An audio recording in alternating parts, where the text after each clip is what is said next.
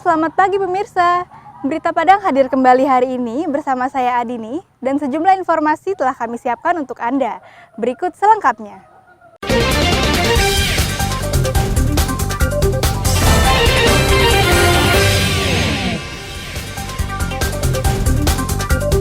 Seorang pembeli dan seorang pengedar sabu-sabu ditangkap polisi di dua lokasi berbeda. Guru-guru di Sumatera Barat kumpulkan donasi untuk Guru Supriyani. Ratusan warga Padang Sarai di pinggir kota Padang antusias ikuti simulasi evakuasi tsunami.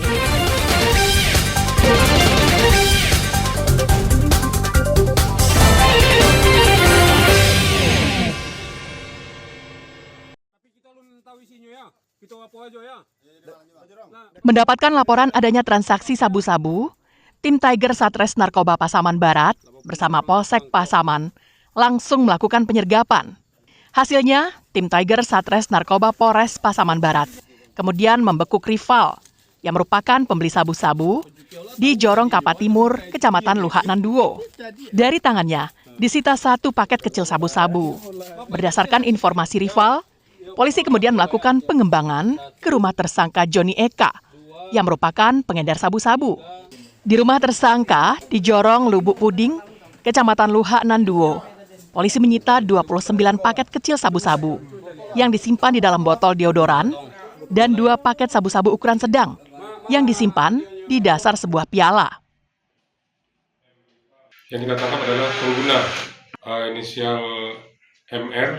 Kemudian dari situ kita kembangkan, baru kita lakukan penangkapan terhadap inisial J. BB yang dari tersangka awal MR itu 1 paket, kemudian kita kembangkan ke tersangka yang kedua yaitu inisial J, itu barang bukti kita amankan sebanyak 29 paket kecil dan 2 paket sedang. Kedua tersangka bersama sejumlah barang bukti dibawa petugas ke Polres Pasaman Barat untuk penyelidikan lebih lanjut. Safatul Ulum melaporkan dari Pasaman Barat. Punya anak ang, punya sia, sia nama ang, punya Joni, yo, punya ang.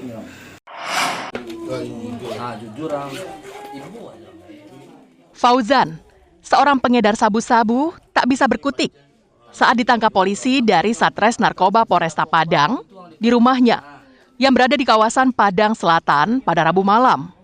Setelah digeledah, petugas menemukan barang bukti 2 paket kecil sabu-sabu di dalam kamar pelaku.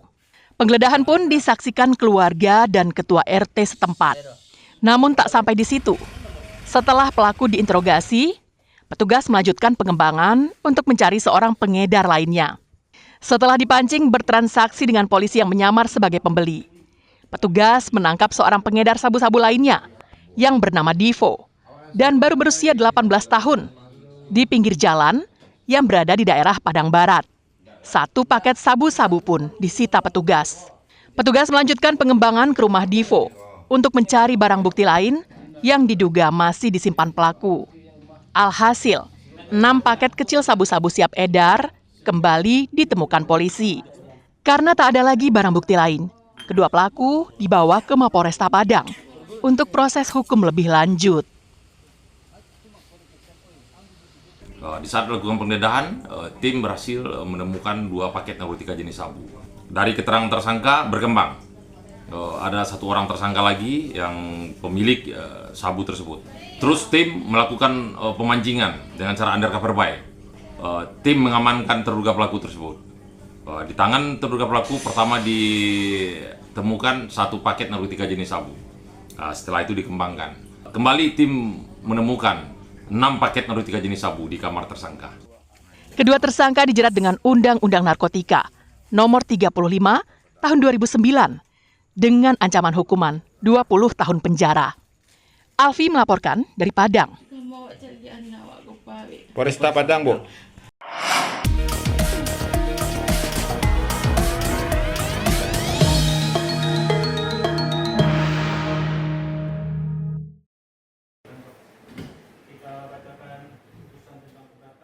Kasus pelanggaran pidana pilkada di Padang Pariaman telah bergulir di pengadilan.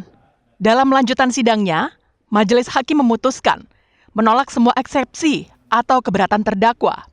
Keberatan disampaikan kuasa hukum terdakwa Asmar Yunus pada sidang sehari sebelumnya.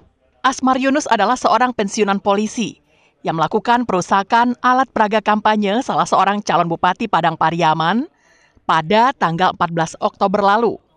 Hakim yang diketuai oleh Dadi Suryandi dalam putusan selanya mengabulkan semua tuntutan jaksa penuntut. Sidang dilanjutkan pada hari berikutnya untuk mendengarkan keterangan para saksi yang dihadirkan jaksa.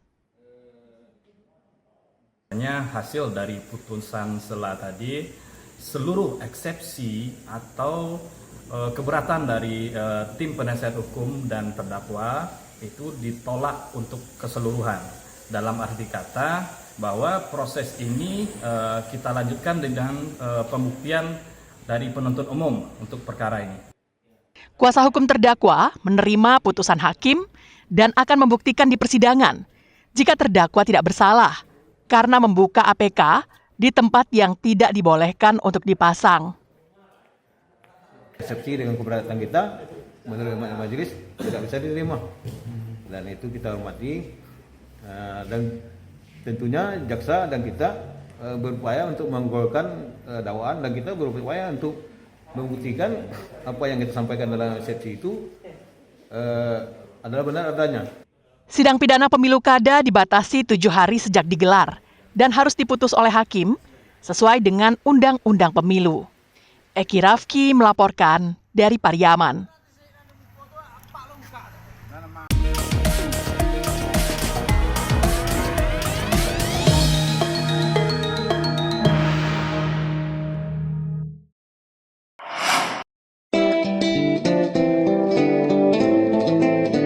Meski badan terkurung di lembaga pemasyarakatan akibat permasalahan hukum yang menjeratnya, namun hal itu tidak membuat warga binaan berhenti berkreativitas.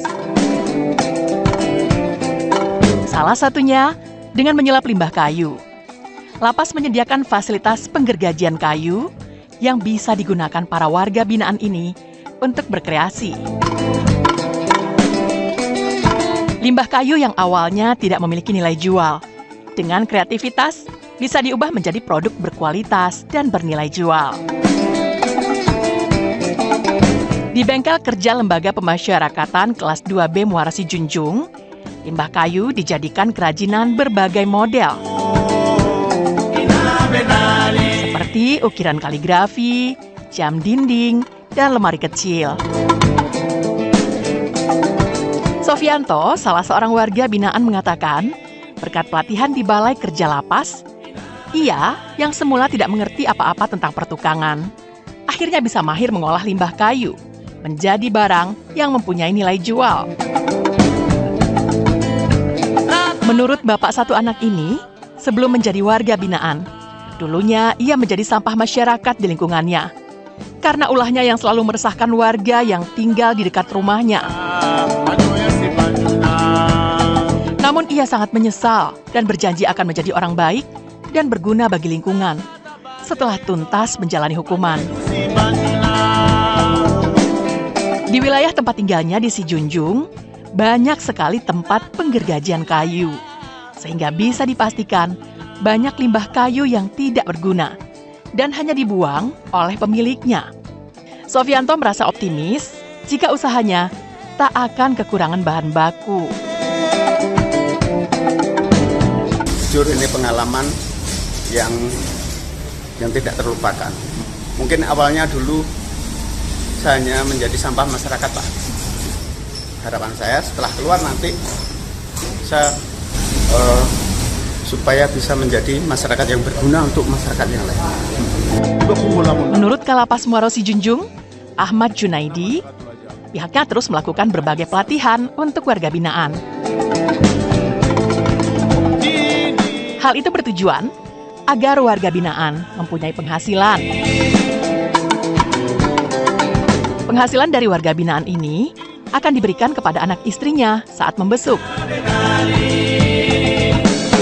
Jadi kami kumpulkan bahan-bahan bekas, kayu-kayu bekas, maka kami bikin kaligrafi yang dilihat oleh rekan-rekan media semua, bahwanya menjadikan suatu seni yang sangat bagus, sehingga memungkinkan untuk dijadikan harga jual. Sehingga dengan hasil itu warga binaan kami ini bisa mendapatkan upah yang kami namakan upah premi kalau di lapas, maka bisa hasil dari premi tersebut bisa diberikan kepada keluarga mereka di luar lapas. Lapas kelas 2B Muaro Sijunjung merupakan contoh yang menarik.